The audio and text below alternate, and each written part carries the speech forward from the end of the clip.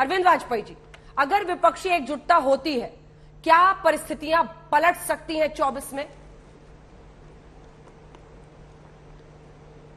अगर मगर क्या होता है, जब उनको ही कॉन्फिडेंस नहीं है, वो सब कह रहे हैं ना, बार बार प्रयास कर रहे हैं, कोशिश करेंगे।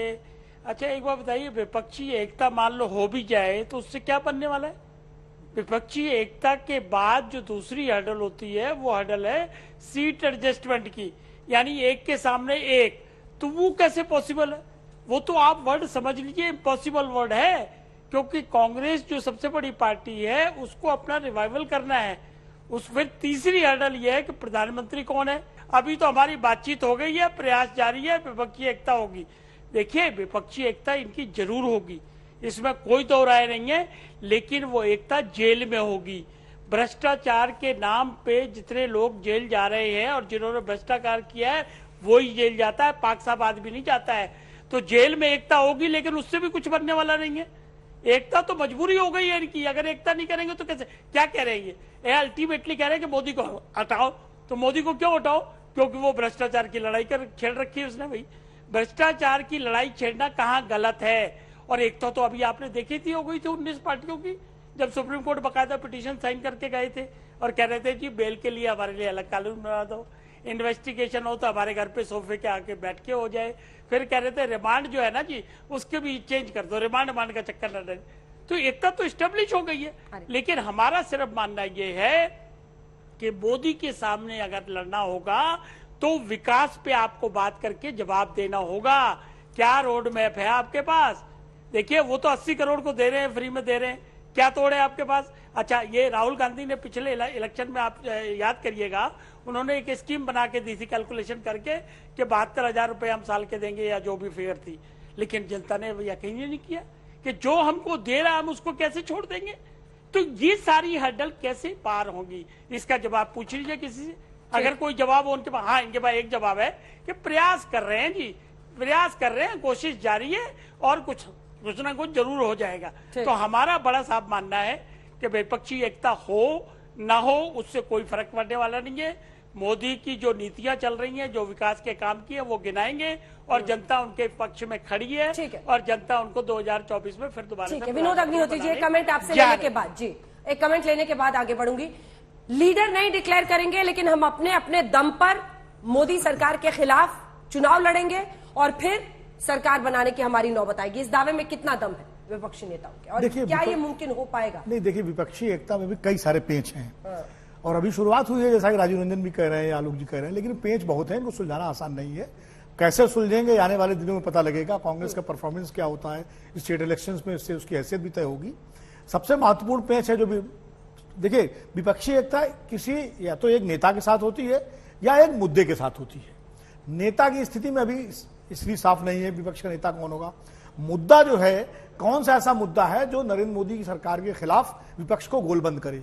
77 में विपक्षी एकता इंदिरा गांधी की तानाशाही के खिलाफ हुई थी, लोकतंत्र का एक बड़ा मुद्दा था। 89 में जो है, जो बोफोर्स का भ्रष्टाचार था वो एक बड़ा मुद्दा बना और तब विपक्षी दल एक साथ हुए। इसी तरह 2004 में इंडिया शाइनिंग एक मुद्दा बना, उसके खिलाफ विपक्षी एकता हुई। तो विपक्षी एकता चाहे वो कांग्रेस के खिलाफ रही हो या बीजेपी के खिलाफ हो, एक बड़ा मुद्दा जरूरी है। अब आज अभी मुद्दों को लेकर के विपक्ष के बीच में थोड़ा सा मतिभ्रम की स्थिति होने लगी है। जैसे डिग्री वाले मुद्दे पर शरद पवार जी कुछ दाएं बाएं कर रहे हैं या अडानी वाले मुद्दे पर, लेकिन मोटे मोटे तौर पर अभी विपक्ष की एक फौरी एकता बनी है, लेकिन चुनावी एकता नहीं बनी है। ये अभी लंबी दूरी तय करनी है। और सबसे महत्वपूर्ण बात जो है वो ये है कि 1-on-1 चुनाव लड़ने वाली जहां तक बात है, तो 3-4 राज्यों में स्थिति विकट है। बंगाल में, दिल्ली में, पंजाब में, तेलंगाना में और आंध्र प्रदेश में।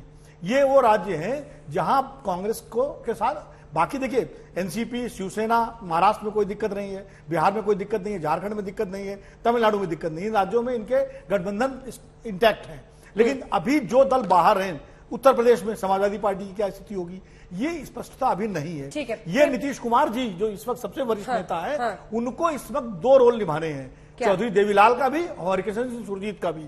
और तब वो एक घाट पर पानी अगर सबको पिला पाने में कामयाब हुए तो फिर तस्वीर आगे बढ़ेगी। बड़ा मुद्दा वो कह रहे हैं, एक मुद्दे पर तो प्रेम शुक्ला जी पूरा विपक्ष एक ही बात कहता है जी कि आप लोग एजेंसियों का दुरुपयोग कर रहे हैं, संस्थाओं का भगवाकरण, जैसा कि राजीव रंजन जी ने कह दिया, और लोकतंत्र कमजोर हो रहा है इस देश में, ये तो इशू सब उठा रहे हैं। देखिए, राजीव रंजन की जी के साथ जो संकट है कि हमें 2015 तक, 2012 से 2015 तक हम भगवाकरण कर रहे थे, हम अलोकतांत्रिक थे, असंवैधानिक थे। 2015 से लेकर 2017 से लेकर 2022 तक फिर हम अच्छे हो गए, अब 2022 से फिर हम बुरे हो गए। तो इस तरह की बातों को जनता भली भांति पहचानती है, जानती है कि सत्ता लोलुपता का जो गठबंधन है उस गठबंधन को लोग भली भांति पहचानते हैं। और भारतीय जनता पार्टी ने निश्चय कर रखा है कि हमको अपने मत प्रतिशत को 50% से अधिक लक्ष्य रखना है, ताकि सारे लोग एक हो जाए। हमें क्या है, हम विपक्षी एकता को बिखराने के लिए हम क्यों समय नष्ट करें?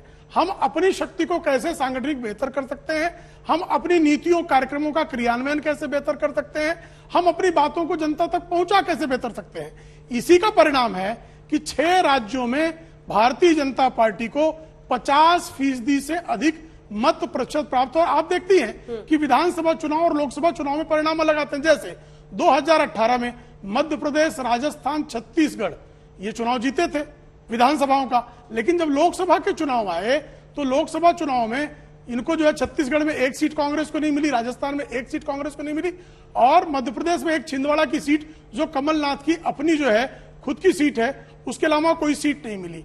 तो भारतीय जनता पार्टी इसी तरह आप देखेंगे 2013 में हम कर्नाटक में बुरी तरह हारे थे क्योंकि येदियुरप्पा हमारी पार्टी में नहीं थे। लेकिन जब 2014 का परिणाम आया लोकसभा का तो हम कर्नाटक में भारी जीत की तरफ थे, बड़ी जीत हमने हासिल की थी। तो आदरणीय नरेंद्र मोदी जी के नेतृत्व की जो लोकप्रियता है, हमारा जो कार्यक्रम को स्वीकारता जो है उसको जनता स्वीकार रही है। अब विपक्षी जो हमारा गुणगान करेंगे ये तो हमारी अपेक्षा ही नहीं है।